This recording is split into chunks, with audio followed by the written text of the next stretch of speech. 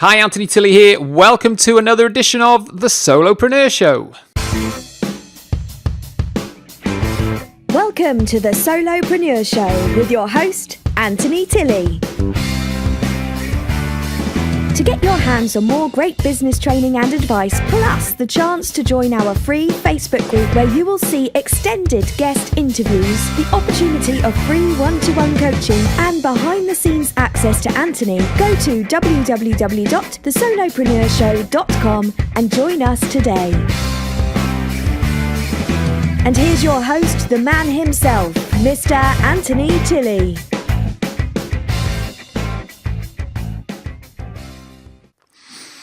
Hey, Anthony here again, and here we are. We're episode number 5. I can't believe how quick these shows are just flying along. Now, of course, as you know, if you've been downloading either in iTunes or Google Play, or whether you've been watching the videos on our Facebook page or on our YouTube channel, or whether you've been to the solopreneurshow.com and seen the episodes there, whatever it is, you know that we're in a 7-day launch mode here. We're drip feeding, we're delivering a podcast every day for the first 7 days, and then after that, we go to one episode a week. So you really need to be making sure that you're downloading each episode, and also as well, please leave a review for the show if you like it. If you don't, then keep your opinions to yourself. So I'm hoping you like it. So obviously we had some great interviews so far. We had Rob J. Temple yesterday. What an amazing guy, and he just gave so much value. It's unbelievable. Now, if you haven't listened to yesterday's episode yet, you need to download that and listen to what Rob has to say. And of course, the full interview is inside of our Facebook group as well. So you need to get inside of our Facebook group, and you will hear that whole interview. And he makes we've got a little special offer as well for the viewers and listeners of the Solopreneur Show. But today we've got another really great guy. I'm really excited. The people that have turned out for me, guys, with these interviews, they're all people that I know or have sort of been recommended that I talk to, but most of these guys, I actually knew them before we did the show. And I have today a gentleman called Michael R. Thomas, who is better known as Mike from Maine. And Mike has made a whole business around interviewing experts, interviewing product creators, product launchers, etc., within the IM niche. So I wanted to get Mike on here because I wanted to just pick his brains about a few different subjects. Now, of course, if you're listening to the podcast, you need to get into the group. So solopreneurshow.com/Mike from Maine, you can get in the group. And in a couple of days' time, that interview will be in there. We're holding back a little bit with the interviews. Don't want to cannibalize ourselves, as I've said before. And but for now, what you need to, obviously, you have downloaded this podcast, or perhaps you're watching it on YouTube. But for now, we've got a great 20 minutes coming up with Mike from Maine. You can have a listen to what he's got to say, and then you can get yourself inside that group, and you can hear the whole interview. All right, so here we are. Without further ado, it is Mr. Mike from Maine.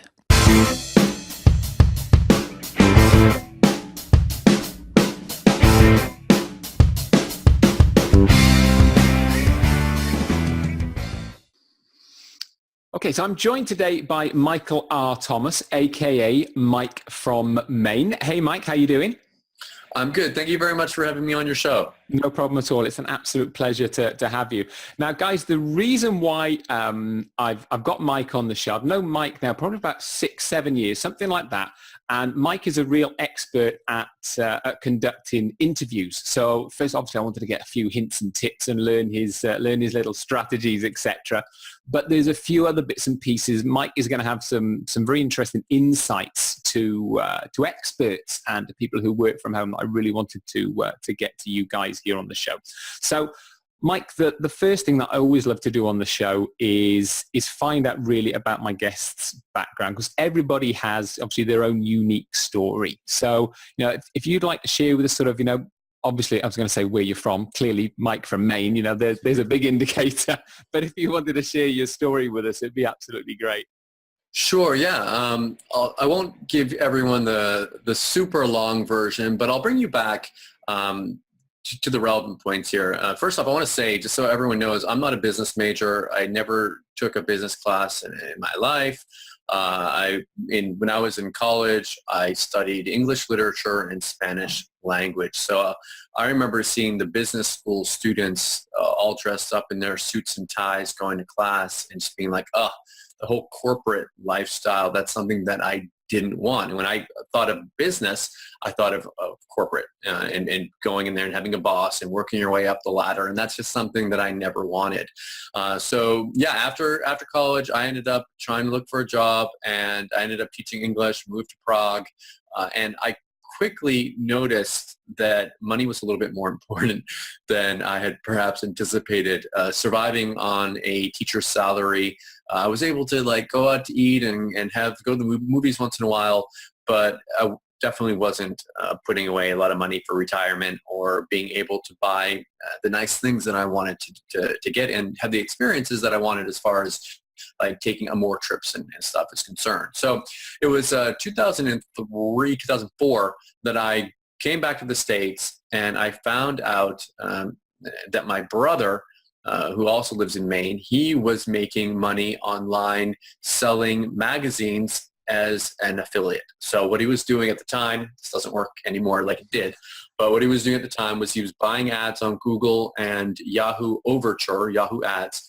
And he was just like, when someone searched for like Time Magazine, he would have an ad that would come up, and if someone clicked on it, he would, and in purchase, he would get an affiliate commission. Now, why is this important? Well, he was making anywhere between $100,000 to $300,000 a year doing this. And I saw him, like, I came home, I remember coming home, and he actually never graduated from college.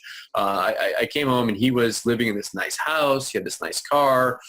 He had nice things. And I was just like, wow, like this, my brother, like we were never close when we were kids, but definitely business brought us together. And it was from that point on that I started learning things like basic HTML code. And I still can't write HTML, but I understand kind of a little bit about how it works. I can do like put a link in and like replace the click here and like put the link in there. That's about as far as I can go with it. But still, like I started doing stuff like that. I read a book called Rich Dad, Poor Dad, which I think a lot of people are familiar with. I think there's one called Guerrilla Marketing. I just started immersing myself in these different business books and learning that you didn't necessarily have to work a 9-to-5 job in order to make a living. So at that point, I set up my first website. It was a website called freetrialofferguide.com. Free trial offer guide, like the longest domain name ever. And on that, I put like quick little reviews of these offers that were really popular at the time, where people could sign up like 5 friends and get like a free iPhone, or at the time it wasn't an iPhone, it was like an iPod. And I had actually done that. And I wrote reviews about it. I put AdSense ads on it, and I was making. I got my first website making like $2-3 a day. It was actually pretty good for a first thing. But then I had to get a real job, so I got a job at Georgetown University doing marketing for them. I said I wasn't a business major, but when I was in school, I did fundraising for my alumni association, where we would call up people and say, "Hey, you remember when you were back here having a good time? We need your money now. We need a donation." So that, I think, now that I look back on it, that was a really great skill for me to learn, as far as being able to get on a phone, being able to call someone, and knowing what rejection was like and knowing what it was like to make the sale. And I got really good at making the sale. I didn't necessarily have the top sales when I worked there, but I always had people participate and like, well, can you at least give a gift of $25? It's really going to help, blah, blah, blah. I got really good at that.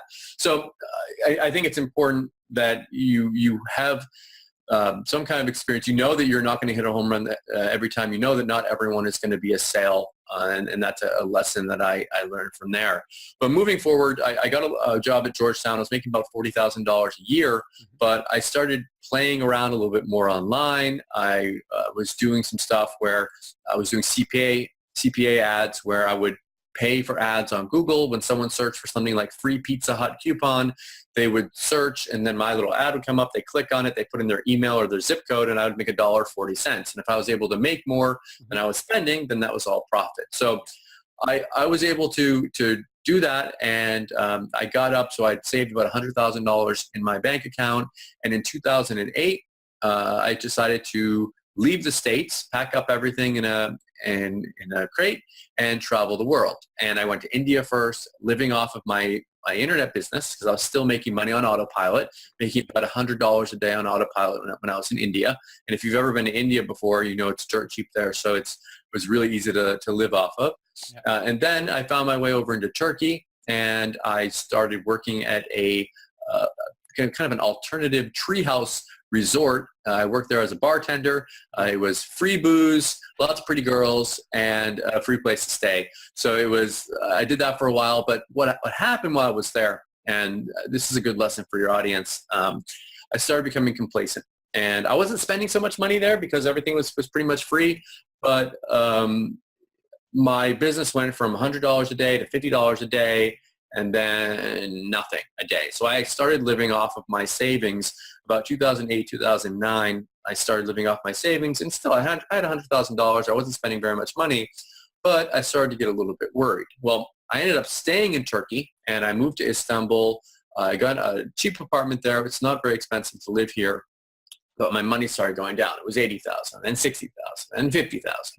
And I started freaking out a little bit. So I was like, okay, I need to figure out, I've done this before. I figured out how to make money online before. I'm a smart guy. I can figure out how to do this again. So in about 2010, 2011, I started researching how people were doing it. I went on the Warrior Forum. And this is something that from my interviews, you hear about a lot of people that when they want to make money online, there's two things that they do. One is they search for how to make money online in Google, and they get thrown into the worst place ever, because that's the area of, like, you get sent towards MLM stuff and things that don't actually work. So I started buying a bunch of stuff on the Warrior Forum. I spent about 10 to 20K on different products, shiny objects and tools and stuff there. And I started doing some auto blogging. The auto blogging, which is where you just like syndicate content from other sites, and you put them on one site and syndicate them into one place and try to create something of value, which really wasn't that valuable, and you try to monetize that. That led to creating AdSense niche sites. So I ended up creating about 720 AdSense niche sites. I was making between $100 to $300 per day from those until September of 2012, when Google changed their algorithm. Exact match domains were no longer as valuable as they had been in the past. And since I had been doing some pretty aggressive backlinking to these domains, most of them, about 80% of my domains got slapped. So luckily, and this brings us to where I am today, luckily I'd started doing an interview show I think I started in August, and in September this all happened. So August, September, I started doing my interview show, interviewing people about their products that they were bringing out on the Warrior Forum and like JVZoo products. Mm-hmm. So what I would do at the time is I would wait for someone to have like a product of the day or like a high selling product, because I didn't know which ones did well. Yeah. And I would then interview them. I bring them on my show and interview them about the product, ask them questions like, okay, like you say you're making $100 a day doing this. Like, what are you doing? Like, bring us, like, what exactly is this all about? Like, is it really feasible that someone's going to make this? Is this just marketing talk, blah, blah, blah. So the way that I was able to provide value is that I was able to become an intermediary between the customer and the seller, and try to make a way so that the customer could feel better about whether or what, maybe not, they're going to purchase from that person. So it all started slowly. I was monetizing, like when people bought the products through my link, I would make money from that. I didn't start making really good money until about 2014. I think that's when I had my first $10,000 month. Luckily, I have income reports, so anyone that wants to check those out, on my site, I've been documenting my income since 2011. So I can see here, I'm actually scrolling through my income here. Most of my months, like I remember I interviewed you, I think it was January of 2013. At that time, I was lucky if I was making $1,000 a month. But I had my first $10,000 month was in March of 2014. And I just kept on doing what I was doing. And instead of interviewing people after their product launched, I would interview them before as a value-added pre-sell so that when the product went live, people would come and buy it through my links. A lot of the sales happen actually right when the product goes live. And I added in review videos. So I would do, instead of just doing an interview, I'd do an interview with the person, and then I would do a walkthrough review video where I would walk through the product and show what's inside of it, and say, okay, like this is what I like about this, this is what I don't like about it. But I would show the OTOs as well. People love seeing that kind of stuff. But yeah, I added in product launching, which is a great way of building your list. I've launched with people like Joshua Zamora, Radu Haihayanu, Brett Rutecki, and I are now doing launches together. Our businesses have kind of intertwined. He does a lot of reviews as well. Yeah. And now we do product launches together. We come up with software, like he writes the software, and I am the JV manager because of the interviews. Yeah. I know everyone. So yeah, that's my story, and you're welcome to pick me apart. Right. Revenge. It's interesting. There's a few bits, the sort of that sort of really sort of piqued my interest there when you were talking about. And one of the things during the course of the interview, I did an interview recently with Richard Legg. I'm sure you know. I know. I've heard of Richard. Yeah. Yeah. And it was interesting. Richard does an automated webinar, and he's been doing it for about 4 years. He tweaks it and changes it, etc. And it's the same with yourself. Now, you're saying you've been doing this now for sort of 4 years. The interview. Yeah. About 4 years. And I think that's a real key thing for people, isn't it? A lot of people, they'll jump from thing to thing, as you said, the shiny objects, etc. But there's that real need, I think, to start something and keep following through with it to find the success, which obviously is something that what you've done with the interviews. The hardest part is sticking with it, especially when you're not making a lot of money in the beginning. My wife and I right now, she's just left her job and she's going to be coming home and she wants to work on something. She doesn't want to just be a housewife. She wants to have some extra stuff to do. So we have ideas of her starting a blog, of her doing maybe a cooking blog or a cooking show or something. And the hardest part about this, and the biggest obstacle, and I'm facing it with her, is that when I tell her, I'm like, look, you're probably not going to make any money for at least the first year. Yeah. Like, you're going to do this and you're going to maybe do 2 or 3 posts a week, 2 to 3 videos a week. You're going to put them up, and the money's not going to come flying in from it. It's after you've built up your library. You're going to have your library of posts. You're going to have your library of videos. People are going to start seeing that, okay, this person's actually doing this on a daily or weekly basis or whatever. They're actually not like most people. If you look at most blogs, if you look at most videos or channels, YouTube channels, you'll see that, or even podcasts, you'll see that people do 1 to 10 and maybe even up to 40. Like, people get to 40. That's really great. And it's just like, they're not making a lot of money. They start being like, oh, do I really want to do this? Is it really worth it? I'm not making any money. Like, I'd rather go and play PlayStation or watch the game with my friends and drink beer. Like, there's, how many times I've said to my friends and family members, sorry, I can't. I have to finish this. I have to work on my business. And in the beginning, it was like, okay, I was working on my business all the time. But now it's not like that anymore. Now I can work, if I want to, I can work like 10 hours a week and make $20,000 to $70,000 in a month from that. But in the beginning, not like that at all. In the beginning, you're working, you're trying, testing things out. So if you're not willing to put in the effort and know that you're probably not going to make a lot of money for the first year, maybe 2 years, maybe it's not right for you. Whatever you're going to do isn't right for you. You're going to know that you got to put in that work in the beginning, but at the same time, that doesn't mean like anything you do is going to make you money. Like, you need to make sure that you follow a proven method. Also, you need to make sure that And the best way to do that is to go out there and to look at what someone else is doing and do what they're doing. It's okay to do that as long as you don't like copy everything that they do. I'm not the only person doing interviews. I was doing interviews. Han Fan does interviews, and Han Fan was doing reviews. I saw that he was doing reviews. I was like, oh, that's working for him. I'll do it too. There's a bunch of people doing the same kind of method as me. Just because I'm doing it doesn't mean you can't do it. So if you see other people doing things that you want to do, follow their example. If they've got a coaching program, and I wouldn't say blindly sign up for everyone's coaching program. Make sure that you really trust them and that they have like success stories and that they're going to be a good coach for you.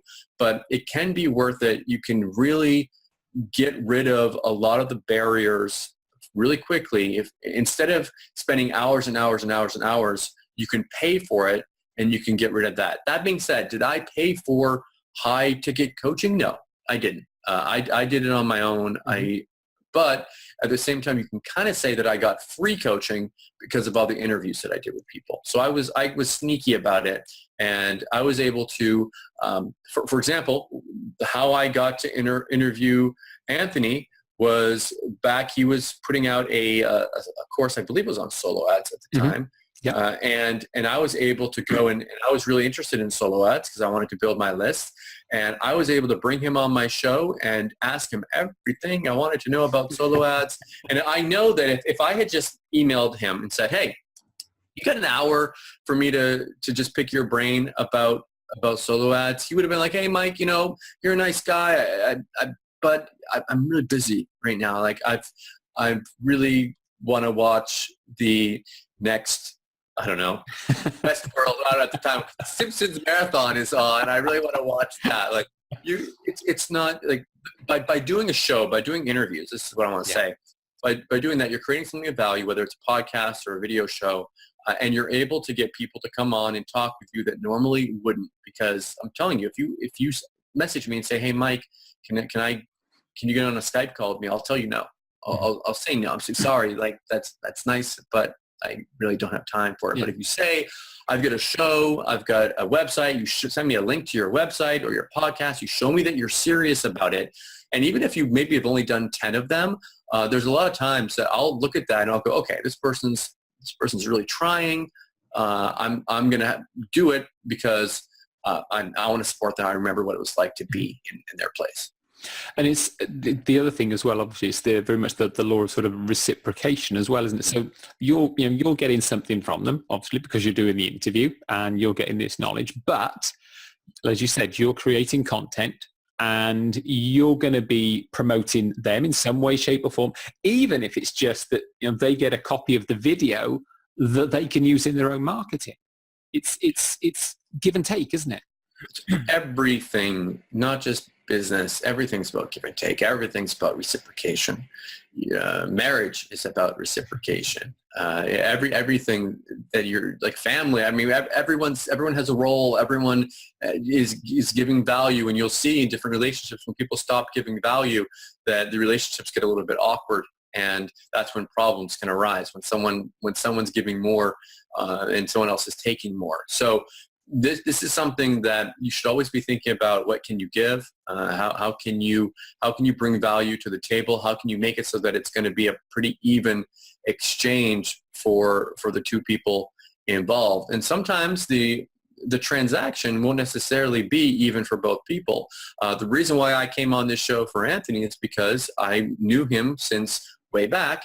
And because of that, I was like, when he asked me, do you want to be on my show? I wasn't going, who is this guy? I was going, oh yeah, I remember this guy did an interview with me even back when I wasn't anyone. And he gave me the time of day. So I'm going to give him the time of day now. I don't know how many people are going to watch this. I don't know. It's not like I'm not promoting anything on this. There's nothing to buy from me.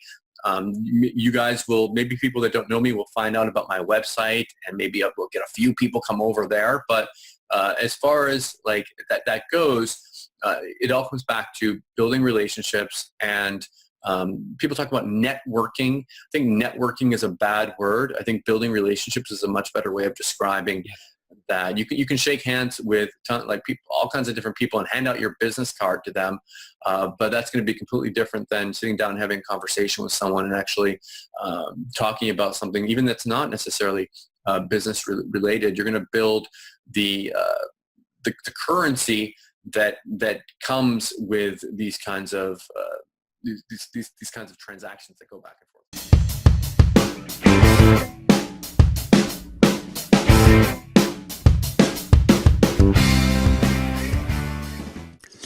Okay, so as ever, we are going to pause the interview there. We're going to stop the interview at the 20-minute mark because we like to keep these podcasts down to around sort of 30, 40 minutes.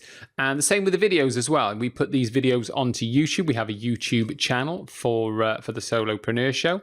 But what your best bet is if you go to the solopreneurshow.com/Mike From Maine, you will be able to see the video of the edited interview there and the edited sort of show, the edited podcast.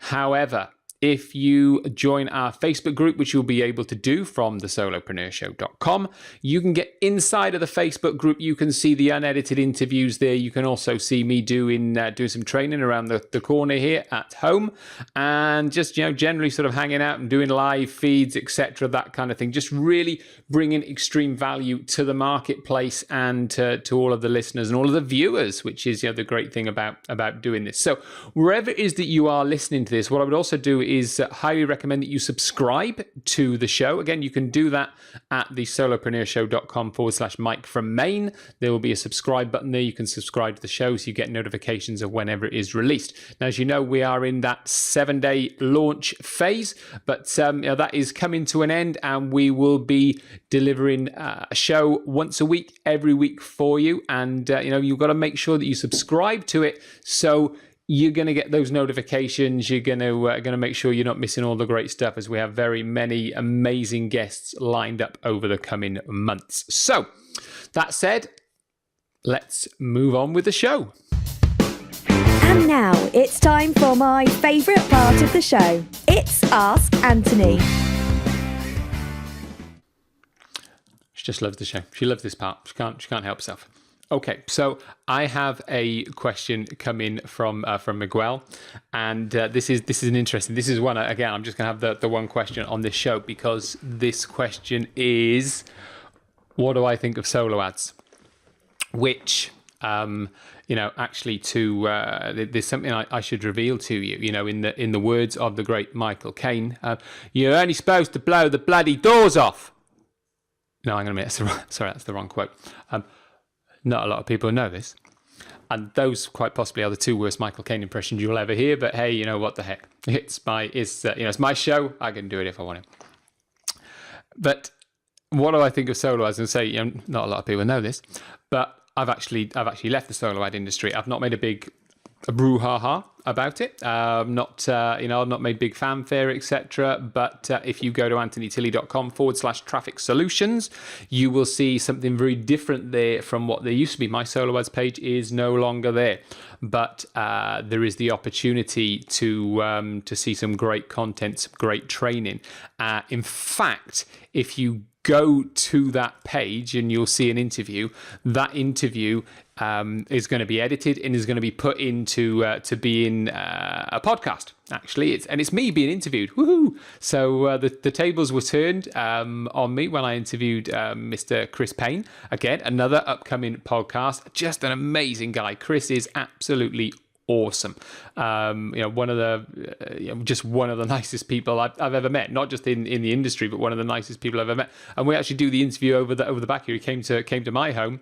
I interviewed him here, and he interviewed me as well. So anthonytilley.com/traffic solutions, you will actually see, you can get your hands on that interview beforehand. So maybe slightly cannibalizing myself here, but it's something I'm doing that is different from the solo ads. There is still the opportunity. There's somebody there who has my stamp of approval in terms of traffic. So if you buy solo ads, I can pass you on to him. He's a great guy, and somebody hopefully we'll be having on the show actually in the future.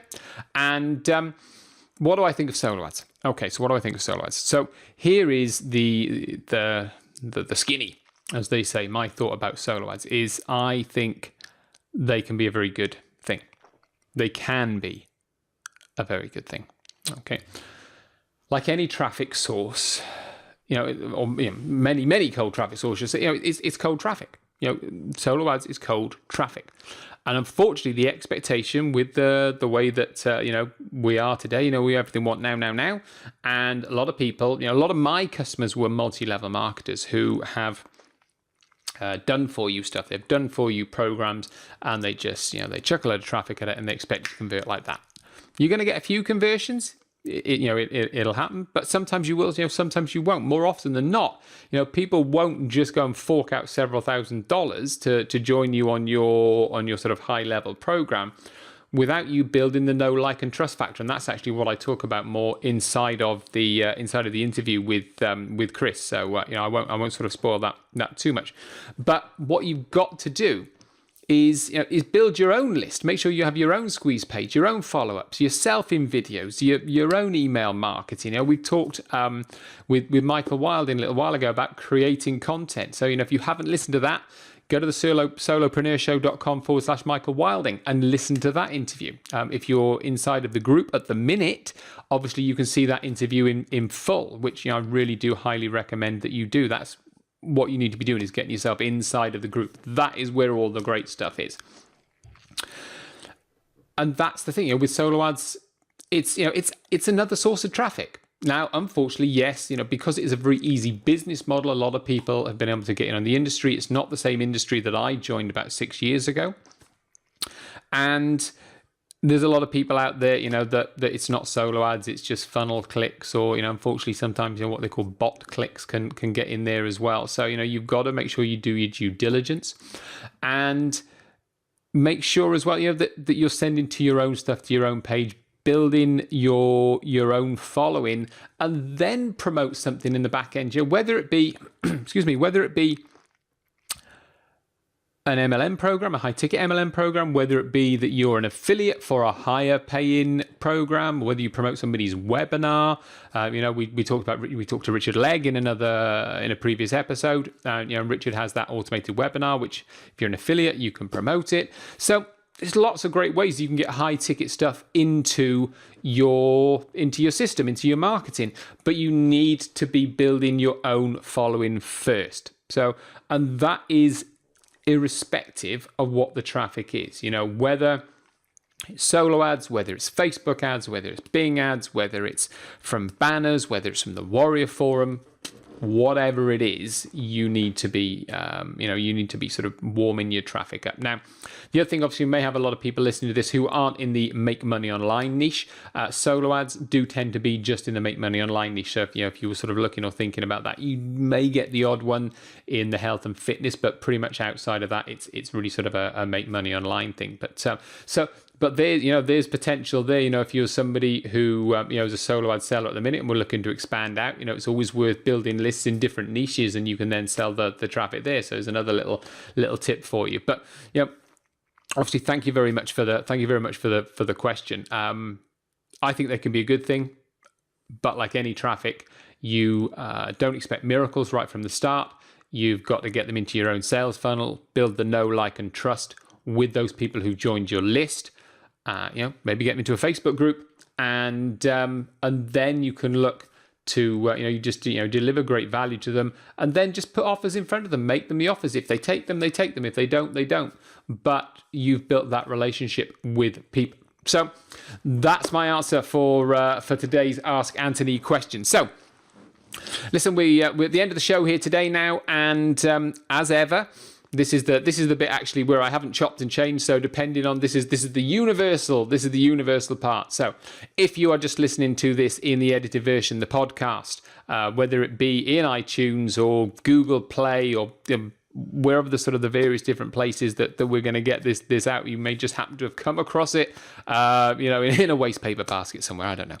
But, wherever it is that you're listening to this edited version, what you need to do for this particular show, get yourself to the solopreneurshow.com/Mike From Maine, and you'll be able to get access to the Facebook group and, hear all of the great stuff. So guys, and if you're in the Facebook group, please put your comments below. Any questions you've got, questions for Ask Anthony, they will get onto the the show here, and just take advantage of all the various things that I've got going on in the group. And if I can help in any way, shape or form over and above what's going on in the group here, I most certainly will. So until next time, guys, make sure you're subscribing as well when you go to the solopreneurshow.com and downloading in iTunes, etc., because it just helps get us up the rankings and spread the word. So that said, I will see you on the next show. Cheers. Bye now.